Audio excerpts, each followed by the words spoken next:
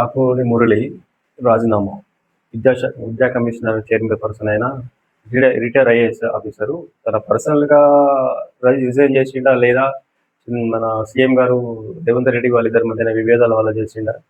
Report ఇచ్చిన తర్వాత ఫిబ్రవరి తర్వాత తను ఒక 3 నెలల తర్వాత రిజైన్ చేసుకోవడం జరిగింది. అదేవిధంగా తనకు విద్యా కమిషన్ చైర్మన్ పర్సన్ అర్హత ఏంటిదని కూడా మనం కొంచెం డిస్కస్ చేద్దాం ఇక్కడ. మన ఆకునూరి మురళి గారిని సెప్టెంబర్ 24, 2024లో కమిషన్కు చైర్మన్గా చేసిండు. దీనిలో ఇక 3 సభ్యులు ఉంటారు ఇతను కాకుండా. మన ఇతర రాష్ట్రాల్లో కాకుండా విదేశాలలో కూడా తిరిగి దాని గురించి ఎడ్యుకేషన్ గురించి తెలుసుకున్నాడు. ఈతనకు ఉన్న పాత అనుభవం ఏంటంటే ఈయన కలెక్టర్గా ఉన్నప్పుడు కూడా విద్యాశాఖ చాలా ఇంట్రెస్ట్గా చూసేవాడు. ఇతర ఫండ్స్ కూడా వస్తే కూడా కొన్ని ఫండ్స్ తీసి దీనికి విద్యాశాఖకు డైవర్ట్ చేసి విద్యాశాఖ డెవలప్మెంట్ కోసం కూడా చేసేవారు. అయితే దానివల్ల అప్పుడున్న బీఆర్ఎస్ గవర్నమెంట్కు తనకు పడలేదు. ఏ బడ్జెట్ దేనికి కేటాయించిందో దానికే పెట్టాలి, నువ్వు తీసుకుపోయి విద్యాశాఖలో పెడతావు అంటే వీళ్ళకి కొంచెం మనస్పర్ధలు వచ్చేసి వాలంటీర్ రిటైర్మెంట్ తీసుకున్న తర్వాత మళ్ళీ ఏపీకి జగన్ గారు వచ్చిన తర్వాత నాడు నేడు కార్యక్రమంలో విద్యా సలహాదారుగా తీసుకొని ఇతను 2 సంవత్సరాల వరకు అక్కడ ఎడ్యుకేషన్ డెవలప్ చేసింది. అదొక అనుభవం ఉంది. ఆ తర్వాత మళ్ళీ తెలంగాణకు వచ్చిన తర్వాత అప్పుడు మన బీజేపీ వాళ్ళు, కాంగ్రెస్ వాళ్ళు మన టీఆర్ఎస్ మీద అలిగేషన్ స్టార్ట్ చేశారు. ఎందుకంటే టీఆర్ఎస్ గవర్నమెంట్ ఇట్లా చేస్తుంది అట్లా చేస్తుంది అది అని. దాంట్లో ఈయన కూడా కొంచెం తోడై కాంగ్రెస్ గవర్నమెంట్ ఫామ్ కావడానికి ఈయన సాశక్తిగా కొంత ప్రయత్నం చేశాడు. దానివల్ల ఏం చేసిందంటే తెలంగాణలో కూడా కాంగ్రెస్ గవర్నమెంట్ వచ్చిన తర్వాత రేవంత్ రెడ్డి గారు 1 year తర్వాత సెప్టెంబర్ 24, 2024లో ఈయనను విద్యా కమిషన్ చైర్పర్సన్గా చేశారు. ఈయనకు తోడు 3 సభ్యులు ఉంటారు. అయితే ఈ రిపోర్టు తయారు చేసి అన్ని రాష్ట్రాలు తిరిగి కొన్ని దేశాలు తిరిగి ఎలా ఉండాలి ఏదే కదా అనేది మొత్తం ఎంక్వైరీ చేసుకొని ఒక రిపోర్ట్ తయారు చేసి ఫిబ్రవరిలో ఇచ్చాడు. ఫిబ్రవరిలో సీఎం గారిని కలిసి ఇచ్చిన తర్వాత అక్కడ స్టార్ట్ అయింది వీళ్ళిద్దరికి. ఆ తర్వాత ఏంటంటే ఈ రిపోర్ట్ తీసుకున్న తర్వాత కూడా సీఎం గారు ఏం చేశారంటే కొన్ని దీనిలో అలిగేషన్స్ ఉన్నాయి, దీని మీద వేరే కమిటీ చేస్తా అని కేశవరావు కమిటీ చేశాడు. ఇదొకటి ఆయనకు నచ్చనిది. ఇదొకటి కేశవరావు కమిటీ, దీని మీద కేశవరావు కమిటీ చేసాడు. ఆ తర్వాత ఏంటంటే ఇక అలిగేషన్స్ ఏమొచ్చినాయి అంటే టీచర్స్ జీతాలు బాగున్నాయి, జీతాలు తగ్గియాలి, ప్రమోషన్లు వాళ్ళకు ఎడ్యుకేషన్ ప్రకారం ఇవ్వాలి, అనుభవం ప్రకారం ఇవ్వద్దు అన్నాడు. అయితే ఇక్కడ జరిగింది ఏంటిదంటే టీచర్లకు మార్కెట్ కంటే ఎక్కువ రేట్ ఉంది. ఇక్కడ రేట్ అంటే మనకు వీళ్ళకి సాలరీస్ ఇస్తున్నారు, అది తగ్గియాలి. ఎందుకంటే మనం పెట్టుకున్న బడ్జెట్ చాలా తక్కువ. ఇప్పుడు అంతకుముందు టీఆర్ఎస్ గవర్నమెంట్ 4.5 వరకు ఇచ్చింది బడ్జెట్లో. ఈ గవర్నమెంట్ వచ్చేసిన తర్వాత 7 ఇస్తుంది. కానీ కాంగ్రెస్ గవర్నమెంట్ మేనిఫెస్టోలో ఏం చెప్పిందంటే 15 నుంచి 18 వరకు ఇస్తానది ఎడ్యుకేషన్. కానీ ఇప్పుడు 7 ఇస్తుంది, 7% ఇస్తుంది. ఆ 7% ఏమవుతుందంటే 90-95% సాలరీకి వెళ్ళిపోతుంది. మరి ఈ 5%తో నేను ఏం చేయాలనేది క్వశ్చన్ వేసింది గవర్నమెంట్. ఈ ఆకునూరి మురళి గారు చైర్పర్సన్ ఆయన అడగాలి కదా ఇట్లా. ఈ 5% ఏం డెవలప్ అవుతుంది, ఏం స్కూల్ కడతారు, ఏ స్కూల్ డెవలప్మెంట్ చేస్తారు. కాబట్టి ఉన్న దాంట్లో బడ్జెట్ అడ్జస్ట్ చేసుకోవాలంటే టీచర్ సాలరీస్ పెంచాలని ఆయన ఉద్దేశం.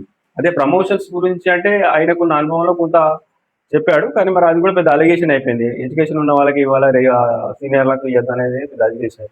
ఇంకొక మైనస్ పాయింట్ ఏంటిదంటే 1st to 12th వరకు ఒకటే ఉండాలన్నాడు. ఎందుకంటే ఇప్పుడు 10th తర్వాత చదివిన పిల్లలు 10th తర్వాత డ్రాప్ అవుట్ అవుతూ ఉంటారు. దాదాపు 60-70% పిల్లలు డ్రాప్ అవుట్ అవుతుంది. ఈ డ్రాప్ అవుట్ కంట్రోల్ చేయాలనుకుంటే 11th to 12th అంటే 1st to 12th వరకు ఒకటే స్కూల్లో ఉండాలి. కాలేజ్ అని ఇంటర్మీడియట్ కాలేజ్ అని తీసేయాలి, ఇంటర్మీడియట్ బోర్డు తీసేయాలి, ఎస్ఎస్సి బోర్డు తీసేయాలి, అన్ని కలిపి పెట్టాలన్నప్పుడు అప్పుడు సీఎం గారు కూడా ఒప్పుకున్న తర్వాత కొన్ని ప్రెస్ మీట్లలో కూడా చెప్పారు, మేము కూడా 10th తర్వాత 11th, 12th కలిపి పెడతాం, ఇంటర్మీడియట్ బోర్డు తీసేస్తామని చెప్పారు. కానీ ఈ మధ్యన ఏం చేసిందో ఏ ప్రెషర్ వచ్చిందో తెలియదు, కానీ సీఎం గారి మీద ఇక ప్రెషర్స్ ఉంటాయి కదా, పెద్ద పెద్ద స్కూల్స్ ఉన్నాయి కదా, చైతన్య, నారాయణ ఇలాంటి కాలేజెస్ ఉన్నాయి, ఇంటర్మీడియట్ కాలేజ్ ప్రెషర్ గిట్ట వచ్చిందో తెలియదు. కానీ ఏమన్నాడంటే ఇంటర్మీడియట్ బోర్డు అనేది పాత విధానమే పాటిస్తున్నాం, కొత్త విధానానికి ఇప్పుడు మేము ఇంకా పోవట్లేదు, ఈ సంవత్సరం మాత్రం పాత విధానమే నడుస్తుంది అన్నాడు. ఆ విధంగా కొంత ఇన్సల్ట్ అయ్యిండు ఇక్కడ ఇదే ఎవరు ఆకునూరు మురళి గారు.